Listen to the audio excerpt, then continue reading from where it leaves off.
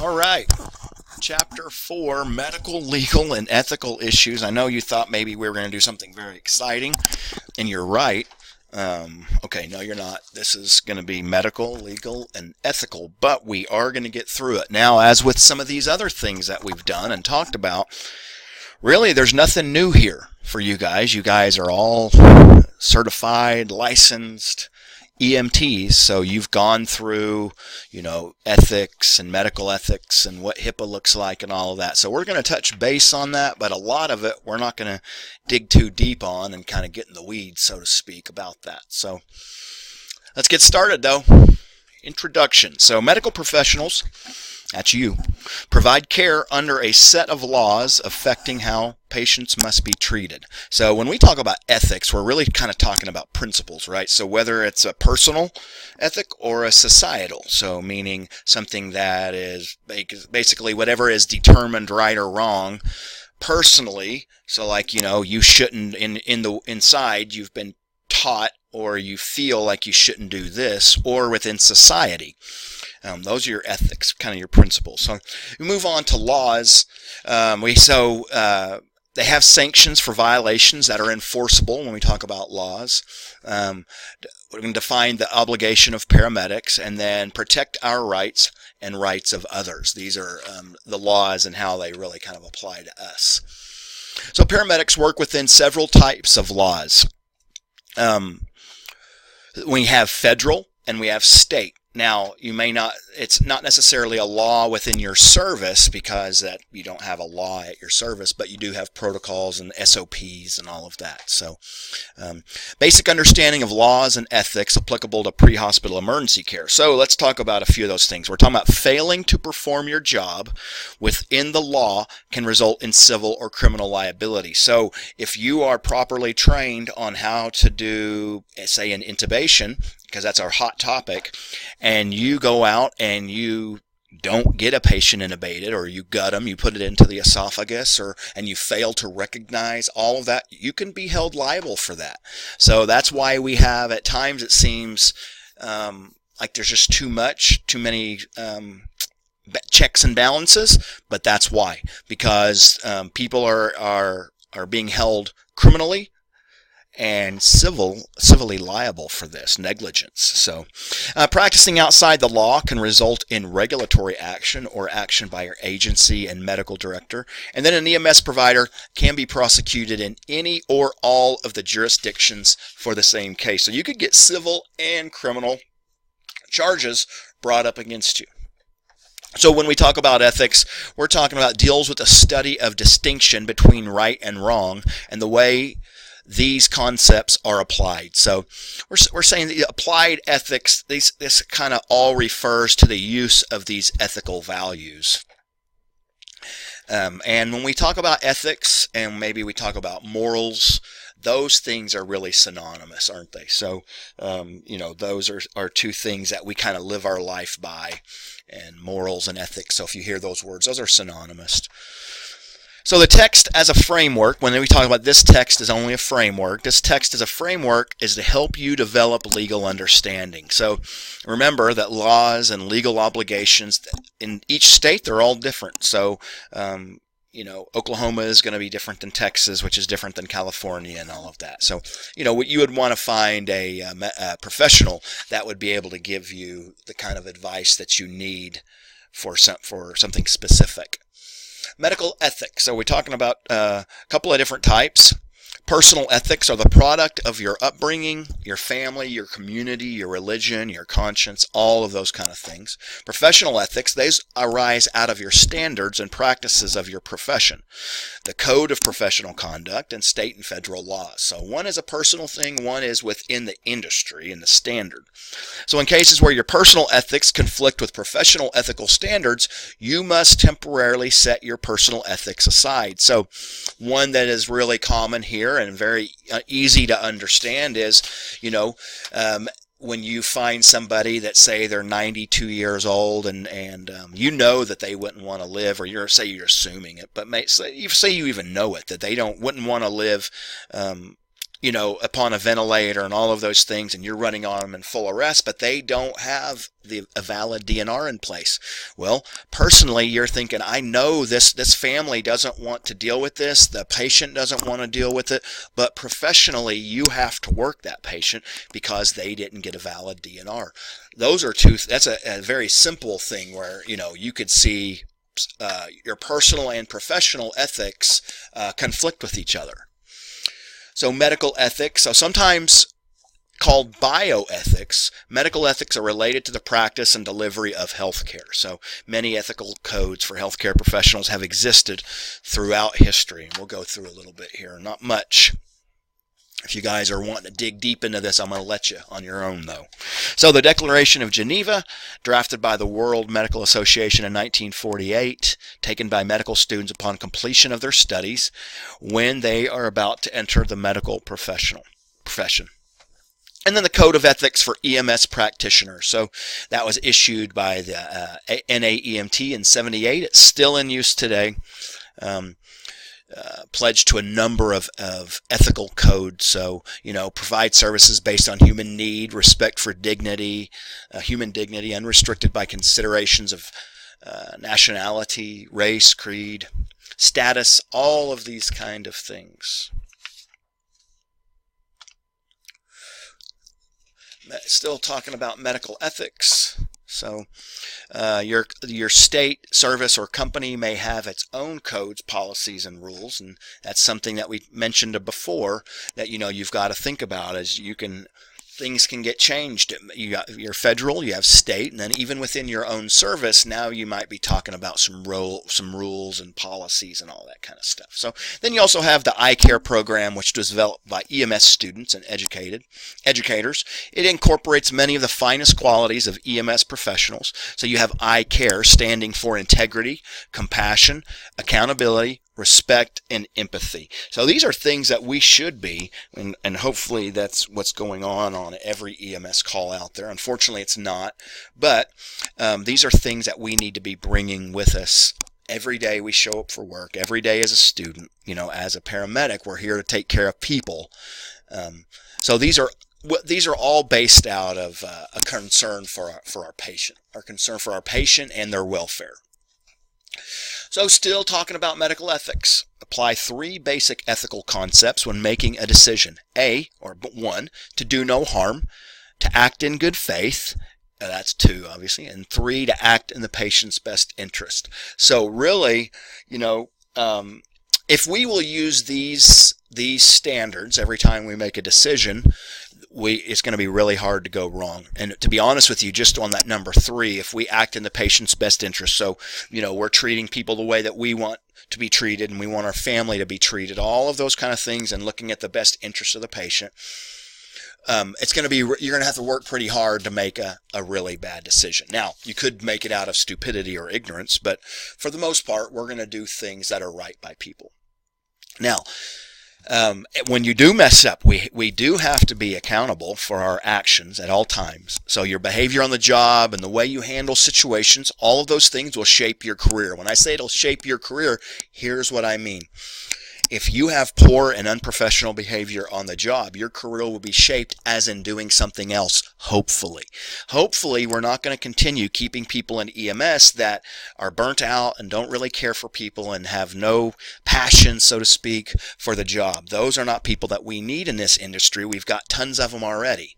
So, we'll talk about these kind of things, but, as you go out, you're going to be choosing mentors as you go out into the field, and as you are a student, you're going to be looking at these preceptors as kind of a mentor, and you need to pick a mentor that has a style and professionalism much in the way that you want to be. So when there's those guys that you see that are very professional, very knowledgeable, they're just good, solid paramedics, and those are the people that we need to look at and think, hey, when I grow up as a paramedic, I want to run calls similar to him. Now, the nice thing is, as a student, you can pick and choose little bits and pieces, so you see this guy, Bob over there, he does this really well, but this other stuff over here, not so pretty good. So you pick and choose little bits and pieces, and then hopefully kind of work all of that in to who you get to become.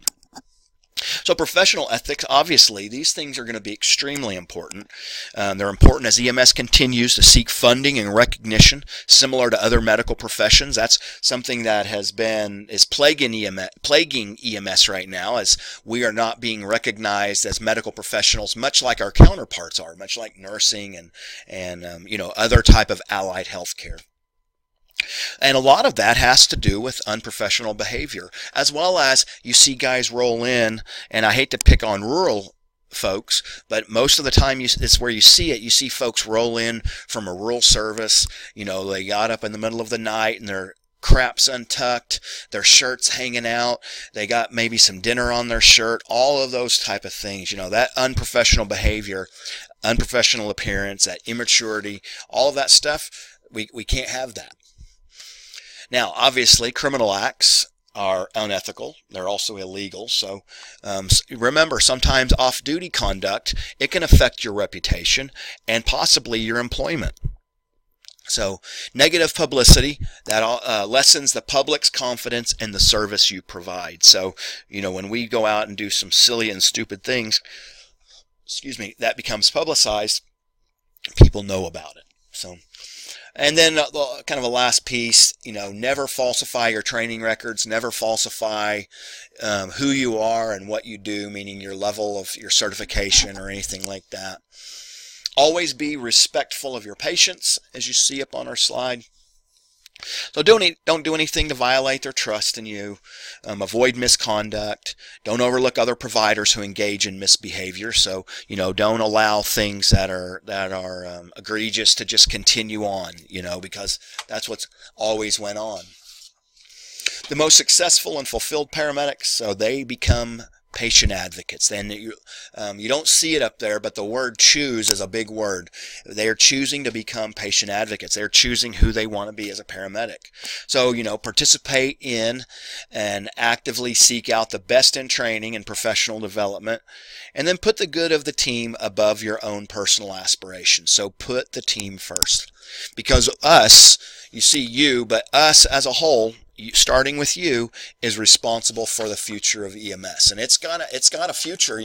We got places that are paying decent wages now, places with retirement, a lot of different things is changing in EMS, but the future of EMS and how we are viewed and all of that is all going to start with you guys, because me and my counterparts, we're on our way out.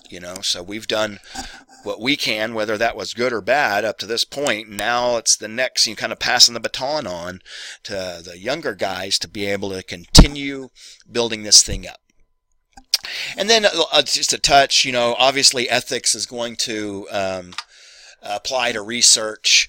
EMS practices have largely evolved from grassroots efforts. Grassroots is a big part of EMS, so local things, but obviously you're going to have some ethics when we talk about EMS research. Legal system in the United States, so we're not going to go over much of this. Hopefully you all took civics and probably the eighth grade maybe. So we're not going to go too much into that. Let me get past that. There we go. On to the types of law. Once again, another civics lesson. So we're just going to touch base. Two types of laws that govern the paramedics in the court. We talked about this a minute ago. We have civil and criminal. So under civil law, a patient can sue you for a perceived injury. Now, criminal law allows a state to prosecute a paramedic for breaking a legal statute. Malpractice, when we talk about that, those suits are tried under civil law. But cases of medication misuse, those are usually tried under criminal law. Oops. So most civil law is concerned with establishing liability. So what they're wanting to do is determine who's responsible when someone is injured and seeks compensation or redress. So that's what is wanting to happen, is to find out who is responsible. Because those who are responsible are the ones who are going to pay, and then they're going to continue on with getting the biggest pocket, the deepest pocket involved.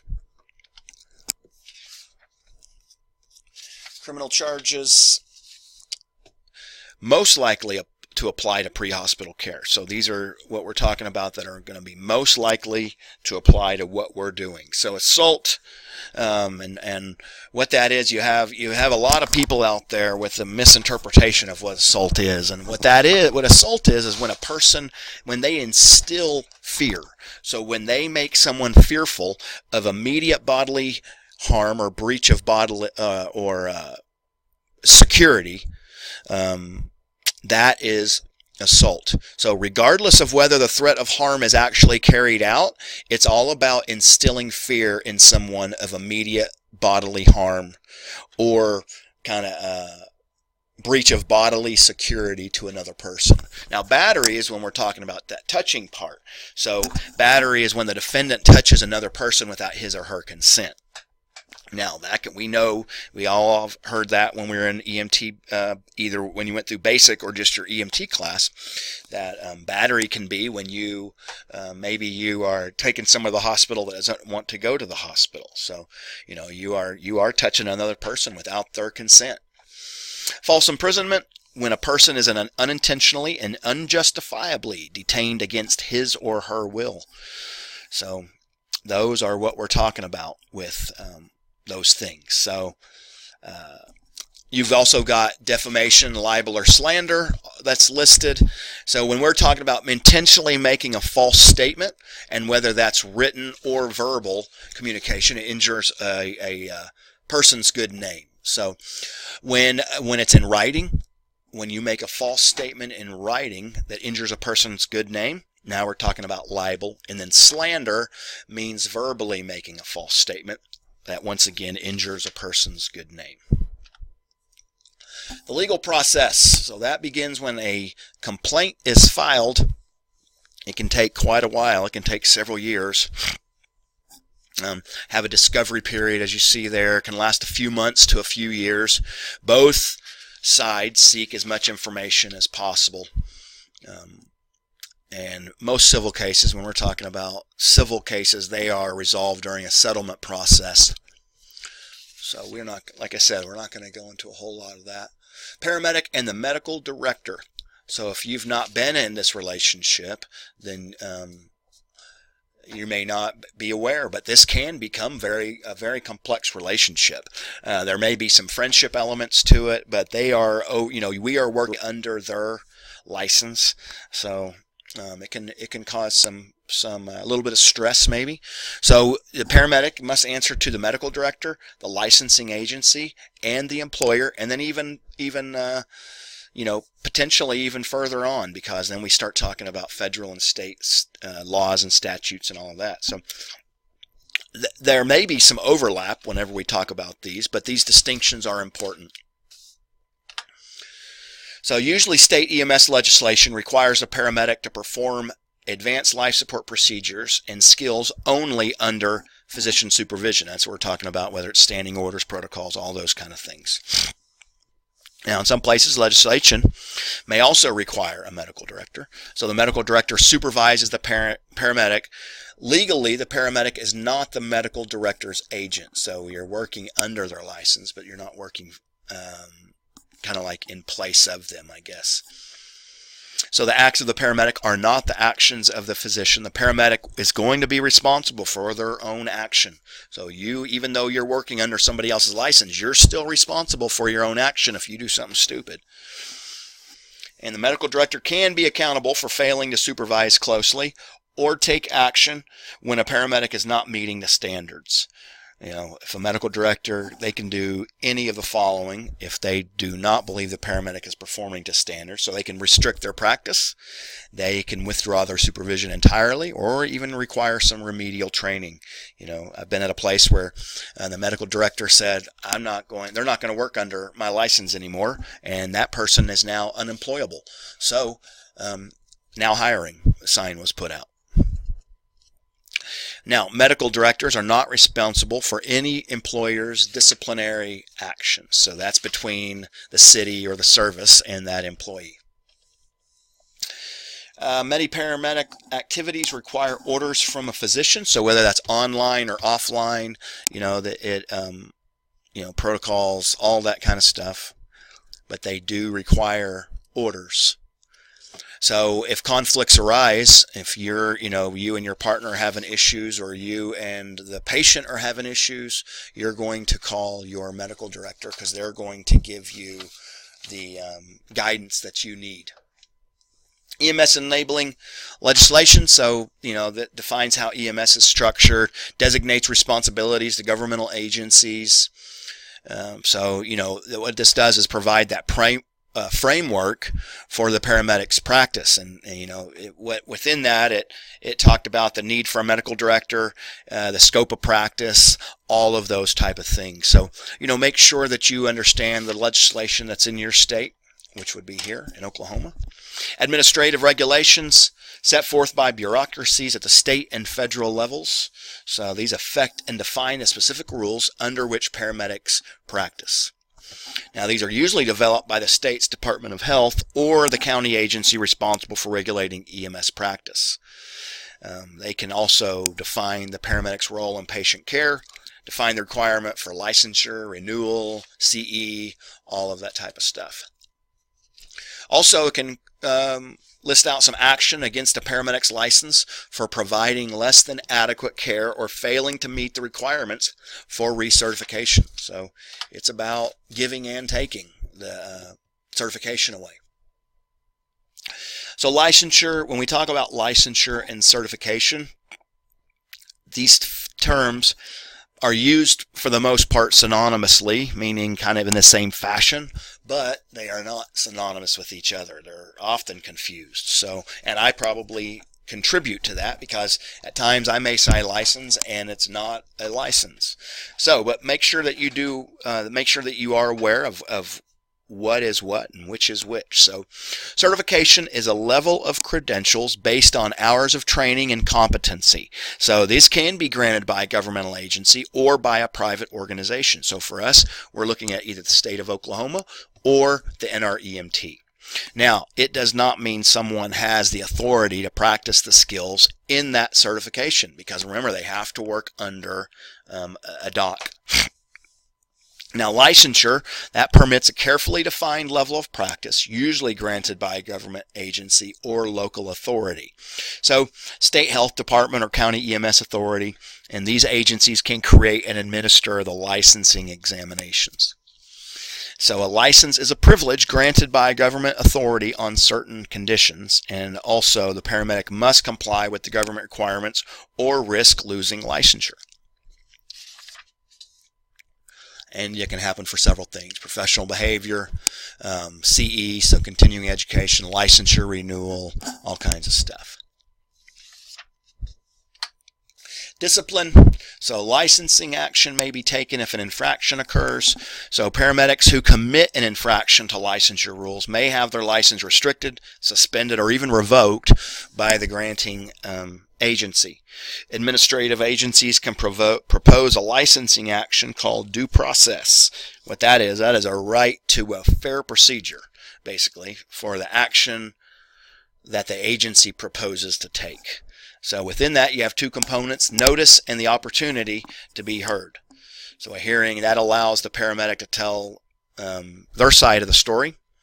And then after that, you have a notice of final action, which is sent to the if the licensing agency believes the action is warranted. Now, after that, the paramedic can have the right to appeal. Medical Practice Act defines minimum qualifications of health service providers. You see, it defines skills practitioners can use, establishes means of licensure, certification. So all of that will happen with training, skill competency testing, maybe some run reviews, all of that. Kind of varies by the state. Scope of practice, the care that a paramedic is permitted to perform according to the state under his or her license or certification is what we're talking about with the scope of practice. So now remember, a medical director, they might not permit a paramedic to perform all the skills or even give all the medications for which the paramedic is licensed or certified. So you may have a medical director that signs off on all the state protocols, but you're not allowed to use this, and this. So say RSI was in the state protocol, your medical director didn't want you to be able to use those. They can be taken out of your protocols. They can also be added. We talked about that before. So in the state of Oklahoma, RSI, there's something similar, but RSI is not in the state protocols. Many places have changed that and have put RSI into the protocol, and your medical director has said that they can perform these skills and give these medications. So carrying out procedures outside the scope of practice can be considered negligent. It also can be considered a criminal offense. So, we talk about scope of practice. It shouldn't be confused with standard of care. Standard of care is what all this stuff is judged by, and standard of care is what a reasonable paramedic would do in a similar situation. And from what I understand, that's about the worst thing that you want, is to have to go to court and they have another paramedic talking about the standard of care, because what that is, what a reasonable paramedic would do. You may think you're doing some kind of big life-saving procedure, but then some other paramedic might come in and say, no, that is not what a reasonable paramedic would do. That's outside of our scope of practice. It's this, it's that. So don't get yourself put into that situation. Oh, here we go. HIPAA. Health Insurance Portability and Accountability Act. Now, what a lot of people do is they put 2 P's, like HIPAA. It's not 2 P's. No, it's 1 P, 2 A's. But what this does, if you are unaware, it provides stringent, that's the big word, privacy requirements for patient information. There is a lot of stuff that goes into HIPAA that you have already gone through, but don't share information. Don't sit around telling war stories about a particular patient, about a particular resident, all of those type of things. There are certain caveats, little carve-outs that you can talk about runs on and all of that stuff if it's for training, pass down, that type of stuff. But don't say, man, we went on Miss Johnson last night and blah, blah, blah, blah, blah, blah, blah. Miss Johnson over on Main Street, and fill in the blanks with all of the stuff. I mean, that can be a HIPAA violation, which can cost you and your medical service a lot of money. So don't do that, please. And then we also end up, if you do it here, we also end up getting involved. So when we talk about HIPAA, a lot of it has to do electronic communication. So people have taken lots of videos and pictures of things and shared them when they shouldn't have been. So now some places are restricting or prohibiting EMS providers from doing this. So just a word of advice: don't post any of this on Facebook, please, or on the Instagram or whatever all that stuff's called, because it's only going to get you in trouble. That is not going to do anything for anybody. EMTALA, Emergency Medical Treatment and Active Labor Act. So what this does, when this came around, I guess probably late 90s, early 2000s, it combats the practice of patient dumping. So meaning, what would happen is you would get a service that would pick somebody up and they didn't have insurance, so they would take them to like the city hospital. They wouldn't take them to their own hospital because they were privately ran and they couldn't receive it. They couldn't get funds for that patient because they didn't have any money. So what they did is they would take them somewhere else and dump them off there. So that is against the law. You are not able to do that. So don't do that. Decision's not based on finances. It's based upon what's best for, A, where the patient wants to go, and B, what's best for the patient. So know your local transport selection protocols. What this does is guarantees a medical screening, exam, and treatment. It also regulates patient transfers. So that way people can't just be transferred into a system when they don't need to be. It issues severe fines for hospital and doctors who violate it. It has to do with Medicare, so you can get blacklisted on Medicare, and what they call it, it's the death sentence, as they call it, when people get blacklisted by Medicare and they're not going to receive any Medicare funding. They just pretty much close up shop and go do something else. So when we talk about regulates transfers, now that applies to both sending and receiving facilities. So Emergency vehicle laws. Most states have specific statutes that define an emergency vehicle. It also defines what traffic should do when an emergency vehicle approaches. So remember to find out what happens in your state. These things vary from state to state. I say your state meaning where you're operating in. So emergency vehicles must be operated in a safe and prudent manner. Laws do not authorize speeding, running red lights, or driving the vehicle in an unsafe manner. So state laws, here's the real problem. State laws establish higher standards for the operator. So since you are driving an ambulance, they're going to want you to do a little bit better job than what some of these jokers out on the street are doing right now. So what can happen is if you are in a crash, understand this, you will be found at fault nearly every single time. And then you can also probably will be charged criminally.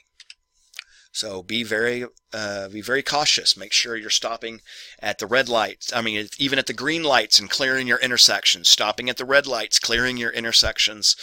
Calling out dangerous situations. And make sure you're passing on the left, not passing on the right. I've seen that. That's horrible because people want to pull over to the right, just like we've been taught, right? And then you want to go over to the right to go around them.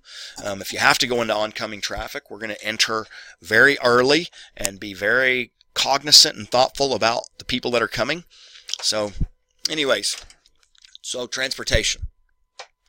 Should be transported to the hospital of their choice when it goes back to EMTALA and all of that. So it really depends upon if that hospital has the ability to care for that person and that's where they want to go, then that's where they should go.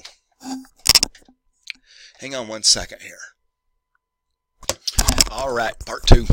So crime scene and emergency scene responsibilities. Be thoughtful about this. So you see that top bullet point, that's the biggest thing I could probably tell you. Do not move or touch anything unless absolutely necessary. So, make sure that you're not handling things and moving things around and, all of that kind of stuff. So use extreme caution and don't disturb or destroy any potential evidence. So if the scene is a vehicle crash, don't move anything unless you have to. Leave deceased people where they are until coroner or ME arrives to investigate. If the scene's indoors, don't touch anything you don't have to. Risk of eliminating fingerprints. Document statements by witnesses. If you do have statements by witnesses, like meaning your patient, right?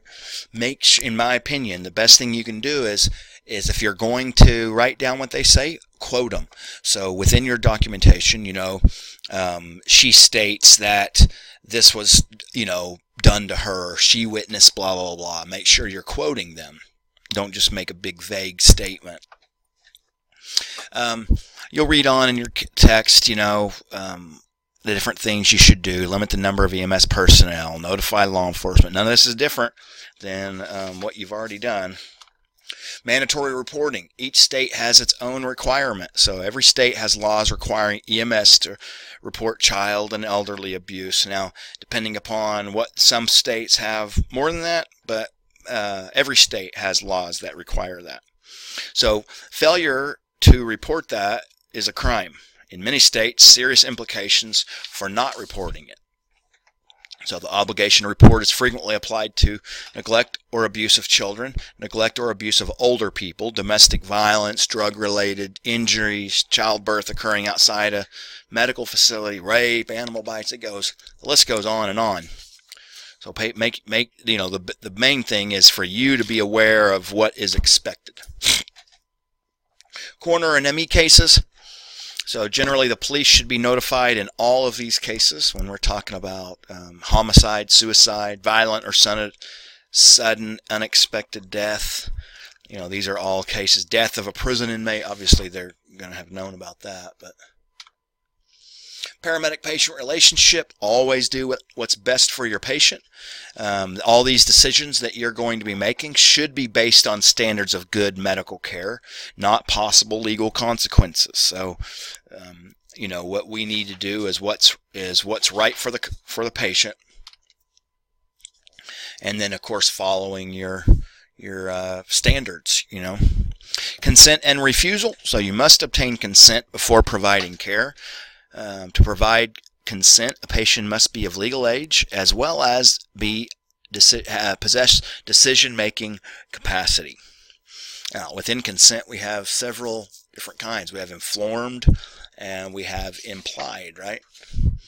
Now, remember, these people can refuse care. At first, I used to take it personal that they were refusing care, and then finally it hit me that it didn't have anything to do with me, so then it became about them. Once we realize it's more about them than us, things get a lot easier. So informed consent must be obtained from every adult with decision-making capacity. Describe the suspected problem to the patient, so we're telling them what is wrong, what we believe to be wrong, what you would like to administer, what you'd like to do, where you'd like to take them, and then advise them of potential consequences if they refuse treatment. Now, several things can mess this up for you. Can kind of impede what you're doing. Language barrier, also obviously, an emotional state. If someone's wound up or unable to cope, then that's going to be a problem. Mental ability, maybe they're unable to process what you're saying. Those are all things that can impede or hinder what you're trying to do there. Make sure they understand, though. Informed consent may lack formality in the hospital. And then document the patient's consent to protect yourself against potential legal action. So express consent, implied consent. So when we say informed consent, it's routinely obtained verbally, right? So it can also be communicated through patient conduct. So when they roll up their sleeve to allow for a blood pressure check, it's pretty understandable. So with express consent, when the patient demonstrates that he or she is giving you permission to provide care. Implied consent is a form of consent assumed to be given by unconscious adults or those who are too ill or injured to consent verbally. So, you assume when you roll up on someone that's unresponsive in the middle of the highway, you assume that they would want you to take care of them. So that's what we do. We assume the patient would want care due to the severity of their condition, and we provide that care. Now, if the patient exhibits signs that he or she does not have the decision-making capacity, then we treat the patient under implied consent. We're talking about mental illness, shock, stress, confusion, head injury. Some EMS personnel incorrectly use the term involuntary consent. This term is incorrectly used in situations where a law enforcement officer or legal guardian grants permission to treat someone who is under arrest, incapacitated, or a minor for some other reason. Consent can never be involuntary. So persons under arrest or in prison do not necessarily lose their rights to be involved in medical treatment decision. They can still, have the potential to make their own decisions. Now, if someone takes that away from them, then that's different, but they still have the rights until they have been told they don't have the rights. It's not uncommon for law enforcement to direct EMS personnel to treat a person under arrest. So you need to still continue to follow your informed consent guidelines. Medical control should be involved if a prisoner refuses treatment. Oops, I think I skipped a page. I think I skipped 2 pages. Decision-making capacity. Once again, still talking about the same old stuff. So refusals must be informed. They need to understand the information. They need to process the information. They need to make a choice. So make sure that you do a good job, a good detailed description of what went on when you're giving someone the right to make a bad choice, meaning they don't want to go to the hospital and you're telling them they should. Make sure you detail everything out, that what you told them and what they said and why they don't want to go to the hospital. Most places aren't still working on paper, but you might have a place on your form that you could have someone write their own out. I've worked at a place we had the patient write out in their own words why they didn't want to go to the hospital. And sometimes it was, I'm not sick, or I just don't want to go, or whatever. But they're writing in their own words why they don't want to go to the hospital. So if a conscious patient with decision-making capacity refuses treatment, so they cannot be treated without a court order, Consult with your medical director. Use your people skills. So we want to do our best to, basically talk them into allowing us to help them.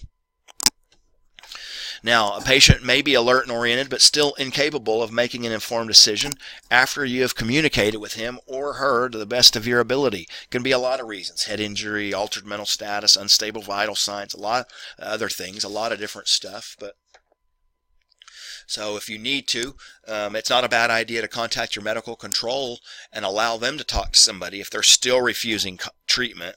And always document this stuff. Always, in my opinion, your patient care report for a refusal should be better and more detailed than your care report for the patient that you transported. So those are the ones that get called into question many times, is your refusals. Now, psychiatric emergencies, they present problems of consent. So, obviously they can have some issues. So police officers generally the only person given authority to restrain and transport the patient against his or her will. So, be pretty thoughtful about how this goes and how this plays out when you're insisting on someone going. If a patient refuses treatment, so we want to inform them. If they change their mind, to give you a call. Be courteous and sympathetic. Urge the patient to seek further medical evaluation and make sure you document that you explain to them they should go on to the ER. Make sure someone will be with the patient after you leave, if possible. And document that you explained this to the other person. Not a bad idea to have another person signed to, another person on scene, not just your partner or a police officer, firefighter, whoever, but have that family member that's there, witness that you offered them a ride to the hospital and they are turning you down, AMA, against medical advice. So do a good job of your documentation. Minors obtain consent from a legal guardian. They have minors can obviously present special issues for us. They really have no legal status. Minors cannot refuse or consent to medical care. So consent must be obtained from the parent or the legal guardian, or whoever is the legal guardian. Even adults who have a legal guardian, that we need to still consent. They still need to consent. So if the legal guardian is not available, emergency treatment to sustain life may be undertaken without direct consent. And then obviously be aware of the legal principle in loco parentis. So in place of the parent may apply in school, daycare, summer camp. So decisions by school administrators or daycare directors on behalf of the minor. Difficult circumstances can arise, obviously, when we start talking about that. So adults have the right to refuse treatment. State laws generally do not permit a parent or guardian to deny treatment to a minor child. Failure to allow treatment may constitute neglect. The paramedic should notify law enforcement and medical control. Now we're talking about, I'm sorry, I didn't do a good job, I don't think, of beginning this. So what we're talking about is granting consent to a minor who clearly requires life-saving or even limb-saving treatment. So the adults have the right to refuse treatment, like I said.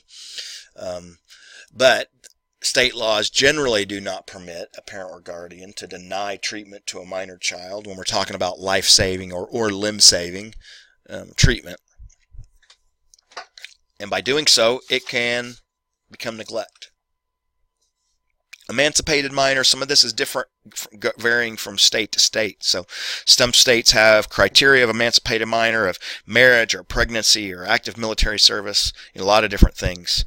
But emancipated minors, they are under, what we're talking about is that they're under the legal age in a given state, but can be treated as a legal adult due to qualifying circumstances. So each individual state determines that stuff, though. Can be those things that I told you about, or even maybe just some paperwork. Violent patients and restraints. Force can only be used in response to a patient's use of force against you. So if attacked, you may defend yourself. The use of temporary disabling sprays, so a pepper spray or a knife or firearm, that's usually going to be prohibited, not promoted. I said promoted. Usually going to be prohibited by the EMS agency. Now, the amount of force allowed by law is either equal to or slightly greater than the force offered by the patient. So what we're saying here is this must be in response to the patient's action. So restraint can be used for medical reasons. When, so we're talking about when a patient is a danger to himself or others. It can be a result of a lot of things: hypoxia, hypoglycemia, mental illness, maybe a traumatic brain injury, drug abuse, alcohol, a lot of different stuff, even some psychiatric issues. But medical protocols will cover what is appropriate.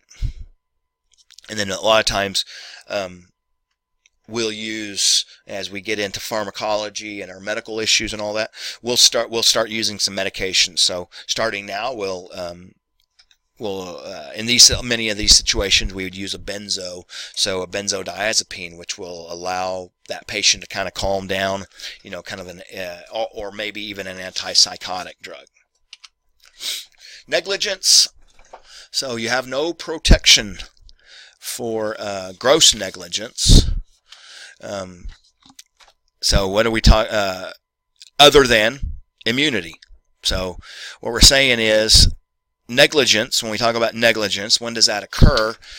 The paramedic or EMS system had a legal duty to act. There was a breach of duty. The failure to act appropriately was the proximate cause of the plaintiff's injury, and there was harm. So if all of this happens, you've got no protection from this. If you did these things, there's really no protection for you, because these are kind of the big factors that we're judged against. So paramedics and EMS systems are protected from liability as long as they perform according to the standards. That's what we talked about before.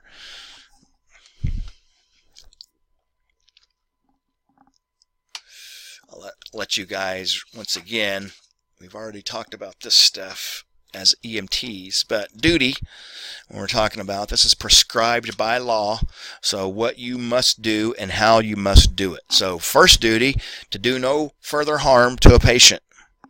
So a successful lawsuit, they have to prove a proof of duty. So duty is an obligation to which law will give recognition and effect to conform to a particular standard of conduct toward another.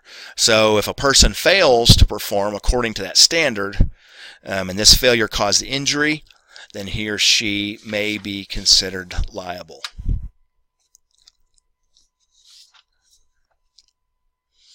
Breach of duty.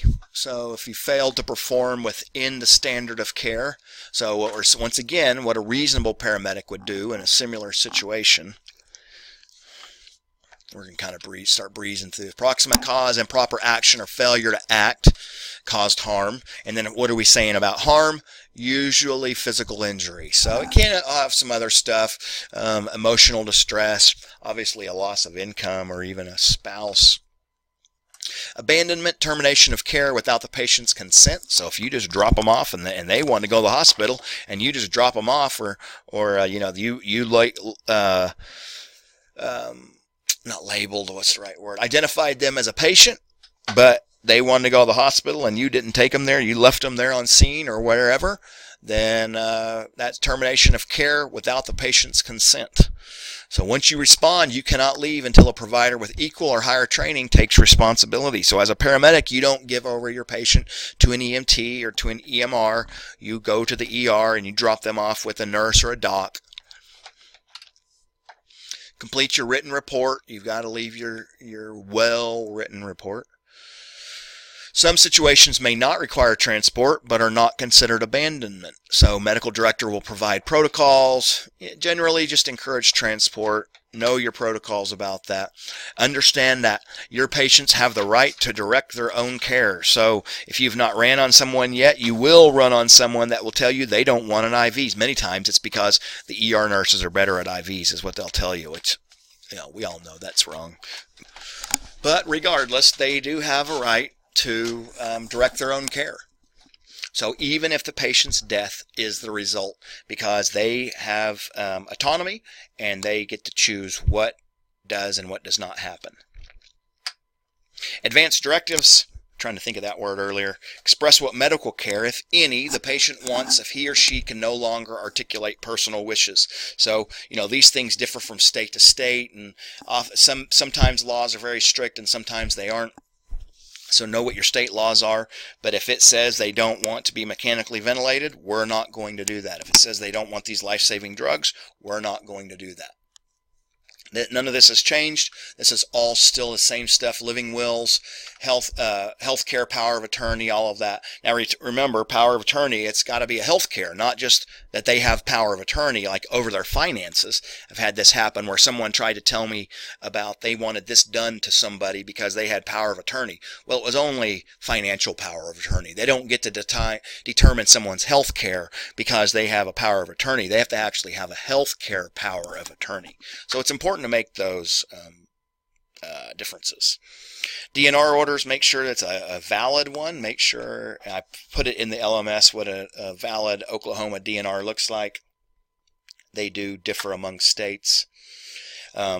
Generally, DNRs must clearly state the medical condition, have the patient and guardian signature, and have signature of one or more physicians.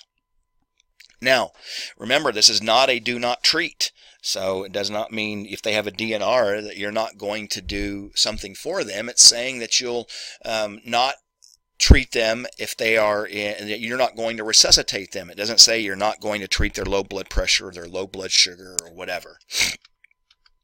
So make sure you're aware of what's what. Withholding or withdrawing resuscitation. So, this is a decision that relies on common sense and reasonable judgment. So consider your time to reach definitive care, the likelihood of survival.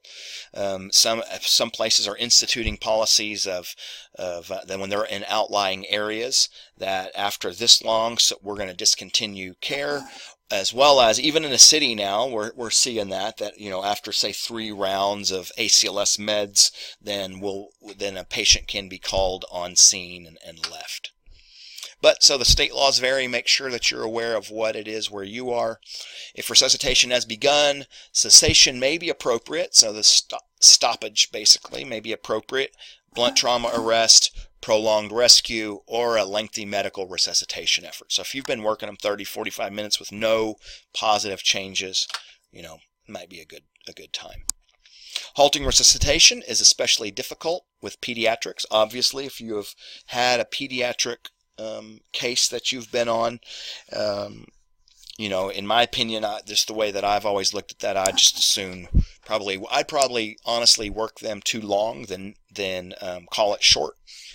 And that is one of those kind of ethical things, as we talked about before. You're going to have some people that are on one side of the, we'll say, coin or the other. Some will say, well, it's best to go ahead and do it early and allow the parents, don't give them a false hope and allow them to start healing and all of those things. The other people, which is probably where I'm at, will be on the other side of the issue saying, hey, listen, I'm going to do everything that I can and we're going to go to the ER. And now, if you run on this baby and they it's a SIDS baby and they have rigor mortis or something like that, obviously you're not going to do it just to make mom and dad feel better.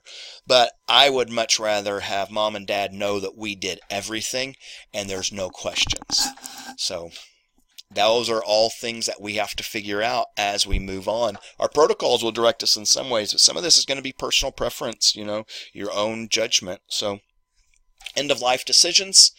You'll often deal with patients at the very end of their lives. Now, understand how you look at this is up to you. So you can look at this as a, what's the right word? Like a benefit, like a, I'm having trouble with some words today. But you can look at this as a big deal or a little deal. So it can be a big deal of kind of a blessing that, you were there to spend the last few moments with this person, or it can be the downside of it. So this is all how we look at things. So make sure that you do treat them with respect and empathy.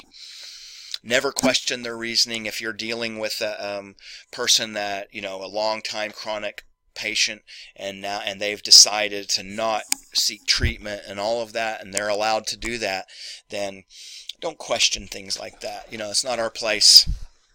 Avoid imposing your own moral code.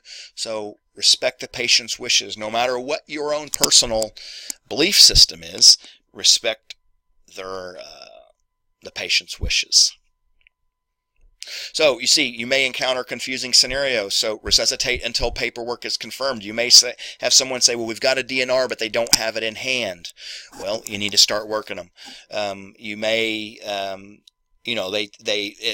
maybe it looks like a DNR, but it's really not. Maybe it's not valid. All of those things. This is a good time, to take what I like to say, to take a partner. Call your medical director. Sometimes what people will do is they'll just do BLS until they get to the ER. So like if they say, well, we've got a DNR, but Aunt Susie has it and she's across town, I'll take a partner and call my medical director and maybe just do BLS, not intubate and not do meds, ACLS meds and all of that, but until you got to the ER, until the paperwork can be confirmed or not. But by law you do have to resuscitate. So regardless. Medical orders for life-sustaining treatment. So it's similar to a DNR. That may apply with impending pulmonary failure. So you see the use of CPR, intubation, antibiotics, all of that kind of stuff. Organ donation. If sometimes people want to keep somebody alive so they can harvest the organs and all of that. Just understand what your protocols say and what your local protocol, what you're doing. Defenses to litigation. First defense, open, informative, trust-based relationship with patients. So, like I said, not much of this has changed. Good Samaritan, you should be aware of that, provides immunity from liability, but if you are on duty, this does not apply to you. So this is passed to encourage public to help. So if someone's driving and somebody's, dies in front of them, they are able to do CPR, and even if they do a really bad job of it, they won't be held responsible. So when you are on duty, you have a legal obligation to work, and that's what you've got to do. So you got to do all that you can within your scope of practice. None of this, as I said, we're talking about changing. ADA, nothing has changed there. Still protects qualified persons with disabilities from employment discrimination. Civil Rights Act, sexual harassment. You guys have all done this. Pregnancy discrimination, Equal Pay Act. State laws deal with discrimination in the workplace. FMLA, so they can get up to 12 weeks unpaid leave per year. OSHA, the Ryan White Act, that is so provides safeguards and protections for healthcare workers exposed or potentially exposed to certain designated diseases. And there we go. So 58 minutes of medical, legal, and ethical issues. I congratulate you for making it through this far if you did. And if you had to take somewhere between 4 and 16 breaks, I don't blame you. But regardless, we have completed Chapter 4. We're going to be on to Chapter 5 soon. So Chapter 5 is going to be so much better. It's going to be communication. So until then, we'll talk to you then.